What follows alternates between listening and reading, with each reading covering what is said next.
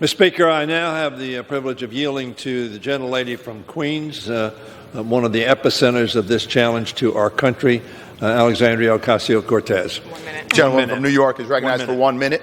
Thank you, Mr. Speaker, and thank you to our Majority Leader.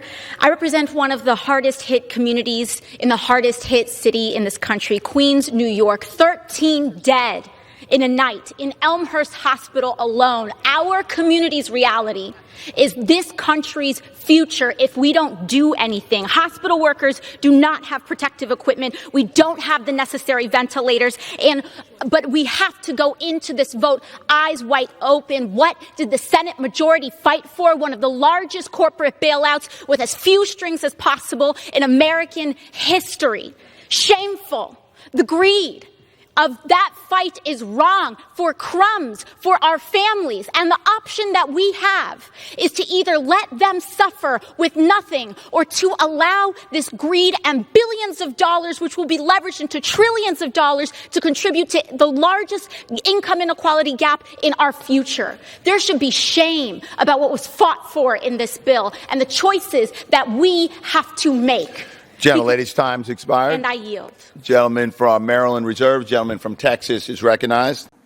This is not an elitist issue. This is a quality of life issue. You want to tell people that their concern and their desire for clean air and clean water is elitist? Tell that to the kids in the South Bronx, which are suffering from the highest rates of childhood asthma in the country. Tell that to the families in Flint, whose kids have their blood is ascending in lead levels. Their brains are damaged for the rest of their lives. Call them elitist. You're telling them that those kids are trying to get on a plane to Davos? People are dying.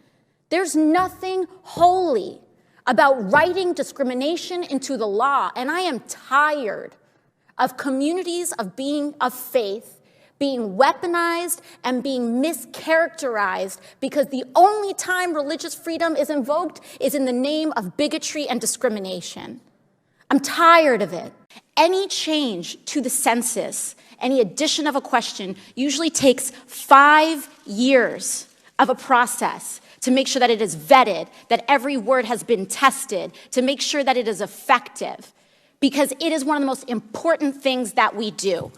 So it's not that this is not about whether or not I want to know who is a citizen in the United States or not. What I want to know is why this question was added, why 2 years have been shaved off of that 5-year process. I want to know why we have skipped every normal mandated procedure in testing how this question gets added in the census. I want to know why this question was magically added after we have seen that a political operative knew and detailed an intent to intimidate racial and immigrant communities for a partisan purpose, saying this will hurt Democrats and help Republicans. That's what I want to know.